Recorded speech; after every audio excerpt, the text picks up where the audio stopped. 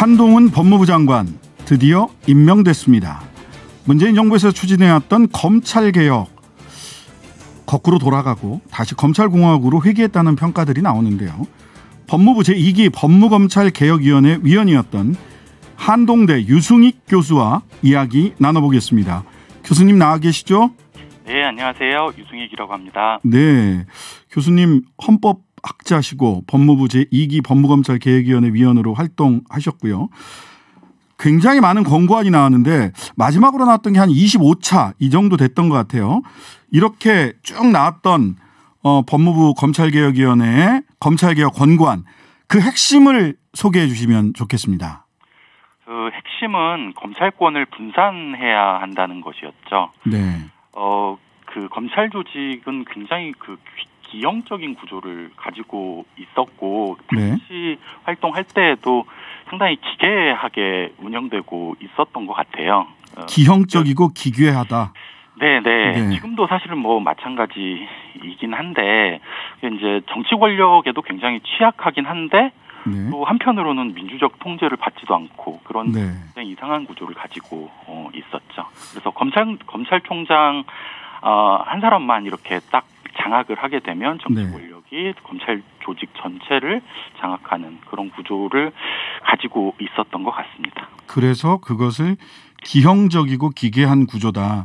그래서 해답은 검찰권의 분산이다. 그럼 분산이 뭐 수평적 분산도 있고 수직적 위아래로 분산하는 방법도 있고 또 그 권한을 다른 조직에 아예 넘기는 방법도 있을 텐데 검찰권 분산의 핵심적인 그 방안을 뭘로 보셨나요? 일단은 2기 검찰개혁위 같은 경우에는 조금 더 디테일한 부분에 집중을 했는데요. 기존에 가지고 있었던 피라미드 조직 구조를 더 이제 조직적으로든 기능적으로든 분리를 하자라고 하는 거였고 특별히 좀 조심했던 거는 이 독립성하고 중립성을 좀 예민하게 구분해 보자 그런 거였어요. 그래서 그게 막 혼재돼서 쓰이고 있습니다.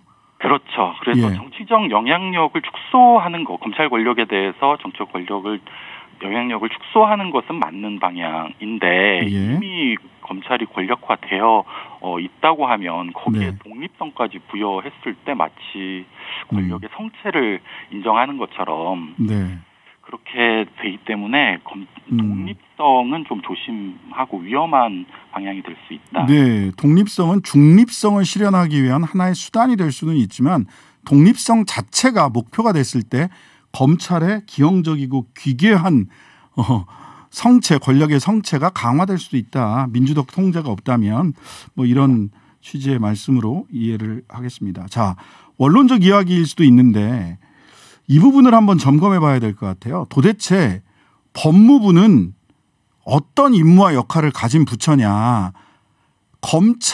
어떤 임무와 역할을 가진 부처길래 법무부의 탈검찰이라는 얘기까지 나왔던 것인지. 법무부는 뭐 하는 부처입니까? 우선.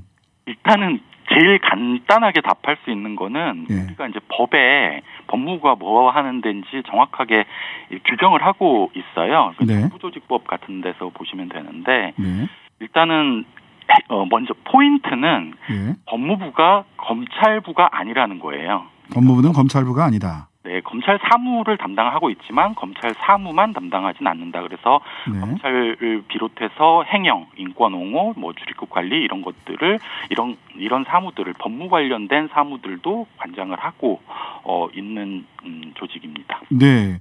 그런데 계속해서 우리가 그럼에도 불구하고 여러 가지 사무를 하고 있음에도 불구하고 검찰이 너무 법무부를 장악하고 있었다. 그래서 탈검찰화를 계속 이야기해왔잖아요. 문재인 정부 시절에.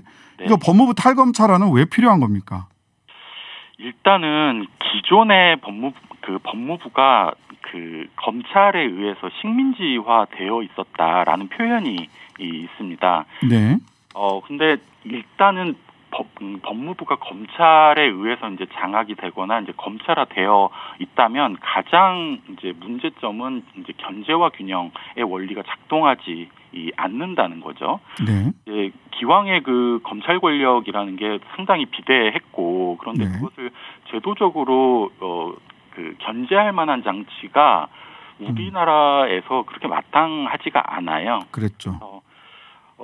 그걸 검찰을 이제 제도적으로 통제하거나 아니면 견제할 수 있는 어떤 플랫폼이 이제 법무부가 되어야 하는데 네. 그게 이제 검사들에 의해서 장악이 되어 있다면 네. 아까 전도 말씀드렸지만 법무부가 검찰부가 아니고 다른 여러 가지 다양한 전문적인 기능들도 하게 되는데 네. 그런 전문성도 담보하지 못할 뿐만 아니라 네. 검찰 자체를 견제할 수 있는 수단 자체도 이제 사라지게 되는 거죠. 그래서 네.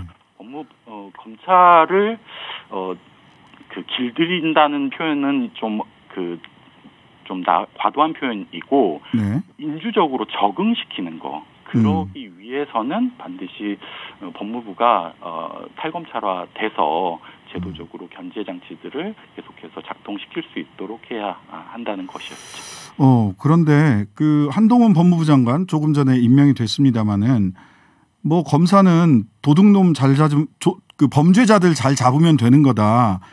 뭐 그리고 법무부 장관도 그와 다르지 않은 것처럼 이렇게 이야기를 했어요. 근데 검사가 원래 도둑 잡고 범죄자 잡는 게 검사의 네. 원래 역할인가? 근본적으로 그 질문을 하지 않을 수가 없을 것 같습니다. 검사는 어떤 역할을 하는 공무원입니까?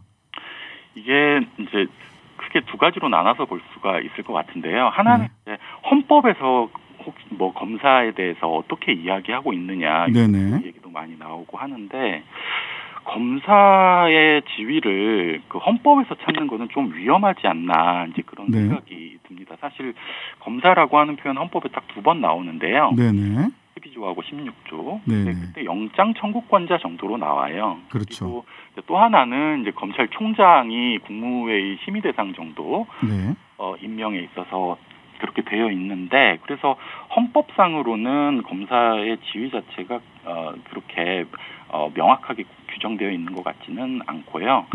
뭐 검찰청법 같은 데서는 공익의 대표자 그리고 물론 범죄 수사도 지금은 이제 제한된 범위에서 할 수 있고 그 외에도 뭐 형 집행을 한다든지 아니면 인권 옹호를 한다든지 아니면은 뭐 그 국가를 당사자로 하는 소송에 그 당사자가 된다, 그 소송을 수행한다든지 하는 역할들을 하게 되어 있습니다. 가장 중요한 거는 이제 공익의 대표자다, 이제 이런 지위들을 가지고 있다 이렇게 얘기할 수 있습니다. 예, 공익의 대표자이고 인권 옹호 기관으로서의 역할을 해야 된다.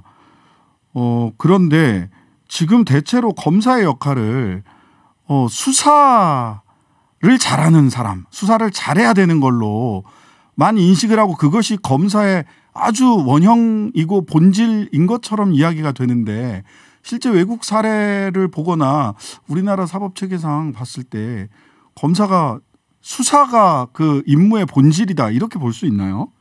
검사는 이제 그 말 그 자체는 공소관이라는 뜻이고요. 공소. 오해가 많은 부분인데 그 검사를 수사의 전문가처럼 이제 이해하는 그런 세간의 그 인식이 많이 있는 것 같습니다. 근데 문제는 검사는 수사에 대해서 그 교육 과정에서 트레이닝을 받지 않아요. 예, 연수원에서 수사 교육 안 받습니다. 로스쿨에서도 그렇고요. 로스쿨에서 뭐 수사 1, 2 이런 거 과목 없고, 이제 그러면은 검사는 그러니까 이제 그 검사 역할을 하게 되면서 아름아름 도제식으로 수사에 관한 테크닉들을 배워 나가는데 결정적인 문제는 이게 대개 이제 법적 판단이 이제 사실 판단하고 또 법률 판단으로 나뉜다 했을 때 사실 판단의 한 9할 정도는 뭐 다른 뭐 과학이라든지 사회학이라든지 등등의 다른 학문 영역에서 그런 판단이 이루어지고요. 이제 검사의 판단이라고 하는 거는 아주 일부, 그러니까 증거가 충분히 모였냐, 그렇지 충분하냐, 요 정도를 판단하는 거라서 그 사실 판단과 관련된, 다시 얘기하면 수사와 관련되어 있는 전문가가 전혀 아니고 또 그래서도 안 된다라고 하는 게 이제 검사의 역할에서 좀 네. 확실하게 짚어야 될 부분이라고. 예, 근본적인 질문을 이 필요한 때인 것 같아서 검사의 역할 말씀 여쭤봤고요. 왜냐하면 검사들이 사법고시를 봤다라는 이유로 또 수사 전문가라는 이유로 너무 많은 검사들이 지금 정부에서 요직을 차지하고 있어서 그래도 되나 하는 질문을 우리 국민들이 가지실 수밖에 없을 것 같아요. 자, 우리 제2기 법무감찰위원회에서 개혁의 방향, 검찰권 분산, 기형적이고 기괴한 검찰 조직을 좀 정비해서 검찰권을 분산해야 된다라고 했는데 윤석열 대통령의 검찰 관련 공약, 이거 어떻게 평가해야 되죠? 이걸 이제 어떻게 말씀드려야 될지 모르겠는데, 예.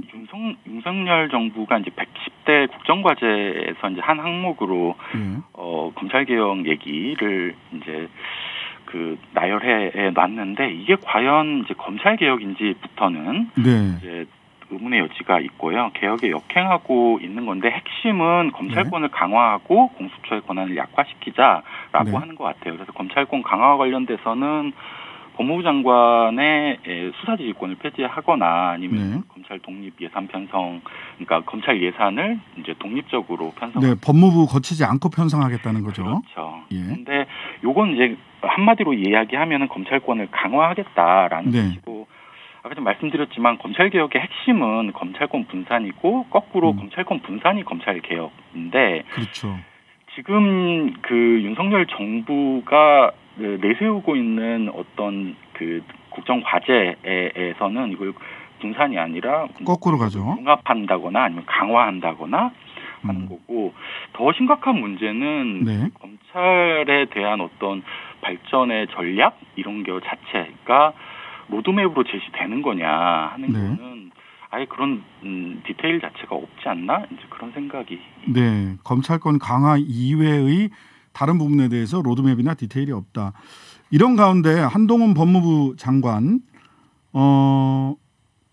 장관뿐만 아니라 차관도 검찰로 임명을 했고, 뭐 이전에는 장관이 탈검찰화됐으면 뭐 차관을 검찰 출신으로 임명을 하기도 했습니다마는, 그런데다가 합동수사단과 범죄정보기획관실 부활을 예고했습니다. 한동훈의 법무부, 기대되는 바, 걱정되는 바가 있을 텐데요. 좀 말씀해 주시죠. 일단은 기대라고 해야 될지는 잘 모르겠는데, 검사 출신, 이제 사실상 검사죠. 그러다가 법무부 장관이 됐기 때문에 과거처럼 이제 법무부하고 이제 검찰이 뭐 마찰을 일으킨다 이런 거는 사실 이제 없겠죠. 좋은 건지는 모르겠습니다만. 좋은 건지는 모르겠습니다. 네. 그런데 지금 말씀하셨던 것처럼 이제 합수단, 증권범죄 합수단을 부활한다든지 아니면 수정관실 부활을 한다든지 이런 것들은 한마디로 이야기하면 과거에 특수부가 부활을 한다, 아니면은 과거 직접 수사나 인지 수사를 했던 검찰이 다시 돌아오고 있는 거 아닌가 생각이 듭니다. 특별히 증권범죄 합수단 같은 경우에는 이게 검찰이 기존에 가지고 있었던 자체적인 발전 전략들이 있었어요. 그게 뭐냐면 인지수사는 축소를 하고 중점 검찰청 체제로 우리 바꾸자, 이제 이런 거였고, 그래서 뭐 예를 들면 서울 서부는 뭐 식약, 뭐 의정부는 환경, 대전은 뭐 특허, 이런 식으로 중점적인 전문 수사 영역들을 구축해 나가자라고 하는 거였는데, 이것도 한마디로 이야기하면은 그런 검찰청들을 아주 많이 또는 여러 개의 특수부처럼 운영을 하자라고 하는 거였고, 결국에는 직접 수사를 하겠다는 겁니다. 사실 경제 부패 이게 특수수사의 거의 90%일 텐데, 그렇죠. 이거 계속해서 더 늘려서 더 많이 세게 하겠다. 여기에 인사검증도 법무부에 맡기겠다고 했는데, 이거는 법무부의 역할이라고 볼 수 있나요? 그건 법무부의 역할이라고 할 수 없을 것 같은데, 그것마저도 사실은 모르겠습니다. 그거는 이제 믿을 만한 조직이 없지 않았을까? 다른 조직은 없지 않았을까? 이제 그런 생각이 듭니다. 근데 아까 말씀드렸던 것처럼 수정관실과 이제 인사검증 이런 것들이 합쳐지게 되면 그 인사 정보라든지 동향 정보 같은 것들이 한 조직에 모이게 되는 거잖아요. 그렇죠. 네. 각종 정보가. 그렇죠. 정보가 집중되면 권한이나 권력은 당연히 그 강화될 수밖에 없는 거고. 그래서 이런 부분들은 근데 인사검증 기능 더하기 이제 특수수사까지 합쳐지게 되면 네. 그런 조직이 세계에 있나 모르겠네요. 네. 네. 세계에 없는 조직이 만들어질까 걱정된다라는 말씀까지 유승익 한동대 교수님께 들어봤습니다. 감사합니다. 감사합니다.